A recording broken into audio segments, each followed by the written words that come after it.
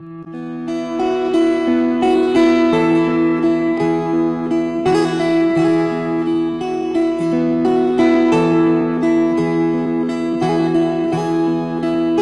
ang pangulo para sa pagbabago.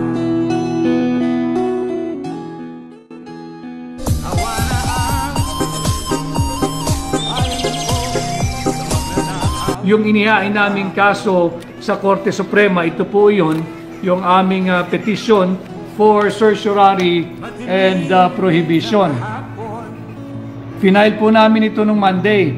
Marami po ang nagsasabi bakit napakatahimik ng pag-file namin, sapagkat po ito'y isang mahalagang kaso at hindi naman po tayo after ng media mileage, kaya minarapat po namin ni Congressman Sid Ungab at ng mga ibang petitioners na mga pawang premyadong abogado na mag-file quietly at ihayag na lamang na kami nga ho ay nakapag-file na the following day, which is kahapon.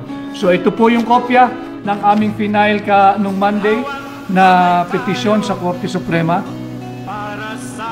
Petition for certiorari and prohibition. Ito po yan. At ating pong balangkasin ngayon ang pagsisinungaling ng mga nagtatanggol dito sa usapin ng unconstitutional 2025 budget, dahil nga po sa unang beses pa lang tinanggi nilang may blanco daw yung bicameral conference committee report. Tinanggi nila na wala raw pong blanco, walang illegal sa proseso at walang unconstitutionality na naganap doon sa pagpasa ng General Appropriations Act na siya nga po ngayon ay batas na. Unahin po muna natin, ito po yung kopya ng conference committee report. Makikita po natin, para po it's a bit of a lecture, pilitin natin pasimplehin ano. Ito po yung pagpapatunay na na-file po ito sa Bills and Index Service ng House of Representatives. At ang final po nila, ito po yung title. Basahin ko po ang title niya, An Act Appropriating Funds for the Operation of the Government of the Republic of the Philippines from January 1 to December 31, 2025. Ito po yung produkto ng Bicameral Conference Committee report. Hindi, sabi po nila hindi final ito, no? Pero final. You do not file something that is not final sa House Bills and Index Service. Yan, malinaw yan. At the same time, makikita po ninyo yung mga kongresista na pilit nagtatakip ng pinakamalaking anomalya, yung biggest money heist ever in the history of the Philippines, 6.325 trillion pesos po. 6.325 trillion pesos. Ito po yung kanilang rinatipikahan, inaprubahan, pirmado at inihain niya po dito sa House Bills and Index Service. Ito po yan, kitang-kita dyan. Pirmado po, sapagkat nais kong paalalahanan yung mga nagsisinungaling na kongresista, silipin po ninyo yung sarili ninyong House rules.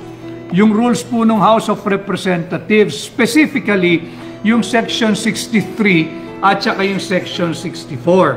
Sabi po sa inyong sariling rules diyan sa House of Representatives, pagkatapos na yung Conference Committee report, kinakailangan pirmahan ang bawat pahina. Ayan po pirmado. Yung bawat pahina, pirmado. Kababayan, pirmado. Tapos, makikita naman natin, pirmado, bawat pahina,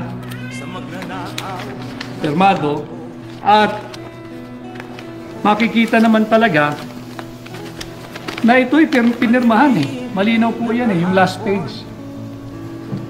Pirmado po yan. I hope nakikita ninyo malinaw. Pirmado ho ito, mga kababayan. Pinag-uusapan natin dahil mahalaga na pag-usapan natin ang kung paano sinalaula ang proseso ng pagpasa ng budget. Ito po yung mga pumirma. Para kilala ho ninyo, dahil tayo sa hakbang ng maisog, incidentally ay nagdiwang po ng Unang taong anibersaryo ng Hakbang ng Maisog kahapon. Sa mga maisog, happy anniversary po sa inyo. At patuloy tayong lumalaban at nananawagan ng transparency and accountability. And this is the reason why I am showing you this copy of the Bicameral Conference Committee Report. Ito nga ho, pirmado ang bawat pahina at makikita ninyo na tuloy-tuloy ho yan eh. Pirmado po yan eh. At ipinakita ko na rin po sa aking isang page yung mga blanco. So, talakayin po natin.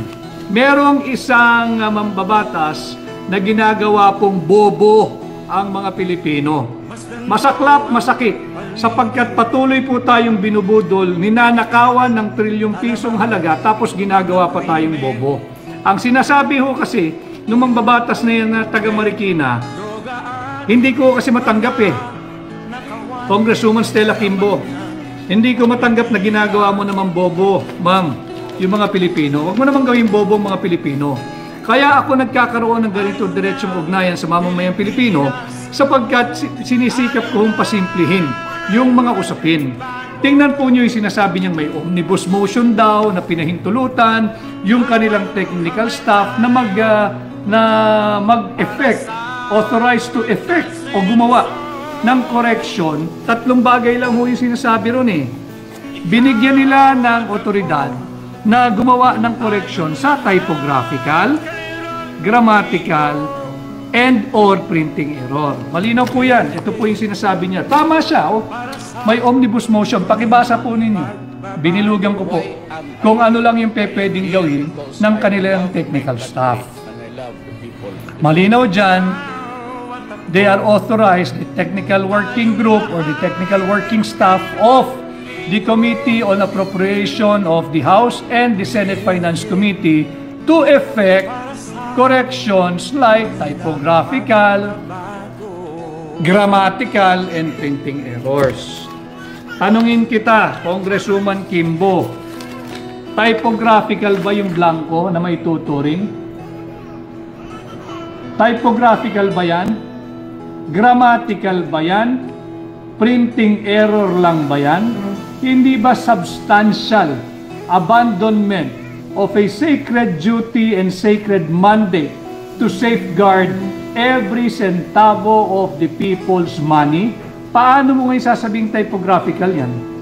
Paano mo ngayon sasabing grammatical yan? At paano mo sasabing printing error yan? Isang pahina pa lang mo yan. Yung succeeding pages po natin, magpapakita. Napakita ko naman pero para lang sa ating diskurso ngayong gabi. Para lang patunayan natin na kung talagang nagsisinungaling itong mga ito. Ito ho. Typographical ba yan? Pakibasa po ninyo. Pakibasa po ninyo. Pati yung mga trolls at yung mga bashers, welcome po kayo sa aking pahina para bibigyan ko po ng linaw ang inyong kakitiran ng pag-iisip. At dito kayo manood sa aking pahina at dito may mapapala kayo at may matututunan kayo every time I go live. Yan po. Kahit po nagpapabayad kayo sa inyong mga principal, sige na lang, libre ho kayo rito, libre lecture dito para man tumalas-talas kayo at meron namang mapala ang lipunan sa inyo. So ito ho yan. Matatawag nyo ho bang typographical, grammatical, or printing error? This is just 3 of the 13 pages showing the 28 line items na iniwang blanco. Ano ho ngayon ang implikasyon nun? Bakit tayo nagsampa ng kaso? Kagaya po nung aking previous live, sinabi ko na po sa inyo na yung kahalagahan ng Bicameral Conference Committee Report, ito po yung mahalaga sapagkat itong pundasyon. Ito ang basihan doon sa tinatawag nating GAB, yung General Appropriations Bill. Ito po yung naging basihan kasi final po nila Pagkatapos po nitong Bicameral Conference Committee, magiging General Appropriations Bill ang tawag po rito. Printing na lang po ito. Wala na hong gagawin dapat dito. Printing na lang. Printing na lang, ililimbag na lang into a GAB form, yung General Appropriations Bill. At yung General Appropriations Bill na yan, yan po yung trinatransmit sa tanggapan ng Pangulo ng Republika ng Pilipinas. Kaya aking lilinawin at muling mariing itatanggi yung una nang nagsabi na fake news daw na may blanco sa GAA. Tama po, fake news ang Malacanang nung sinabi nilang may blanco sa GAA dahil wala po kaming sinasabing GAA. Ang blanco naririto sa primary document na tinatawag Bicameral Conference Committee Report. Ito nga po yan, House Bill 10800, House Bill 10800. Malinaw po tinatakan pong receive ng Bills and Index Service ng House of Representatives. Ito po, nung natatakan na mga kababayan, wala na akong pwedeng galawin dito. Tapos na Pirmado, ratipikado, aprobado, at ito po ay final sa Bills and Index Service ng House of Representatives. Ang tanging gagawin na lang po rito mga kababayan ay printing. Printing na lang ho. Wala nang pwedeng maggumalaw dito. Walang dagdag, walang bawas. Tapos na po Talakayin natin ngayon yung pagsisinungaling ni Congresswoman Stella Quimbo. Sapagkat sinabi niya, ito raw po yung pagpuno ng patlang ay mere typographical, grammatical, or printing error. Ang ibig pong sabihin ng typographical, grammatical, or printing, wala pong exercise of discretion doon. Hindi ho pwedeng mag-exercise ng discretion kung sino man pong hihipo ng mga dokumentong yan. Sapagkat tapos na Only Congress can pass an appropriations bill. Kaya nga po hindi ba, binalangkas natin ng isang araw, sinasabi ko sa inyo, malinaw sa ating Article 6, Section 24 of our 1987 Constitution na ang lahat po ng appropriations bill shall originate from the House of Representatives and no other. Bakit po sa House of Representatives? Bakit sa mga kongresista? Dahil nga po ang assumption ng ating saligang batas, mas marami sila, kinakatawan nila yung mas maraming tinig ng higit na maraming Pilipino. Subalit hindi naman yan ang nangyayari ngayon sa ating Kongreso. So balikan po natin si Stella Quimbo. Sabi po niya, yun nga raw po, ito'y typographical, grammatical, at printing error, kasinungalingan. Sapagkat ang dami pong blanco. Meron pong gumawa ng isang computation, halos umabot po ng 214 or 241 billion pesos yung halagang iniwan ng mga blanco. So sino uli, ang tanong natin, sino yung may makating kamay na nagpuno ng mga blanco dito sa Bicameral Conference Committee Report? Kanino hong makating kamay yan? Palaisipan at pinag-uusapan pa rin natin ngayon, babae ba siya yung nakialam dito? Lalaki ba siya? Tandem ba sila? Isang lalaki at isang babae? O marami sila? Kaya nga po dapat silang managot. Panagutin natin. Dapat nga mapigilan.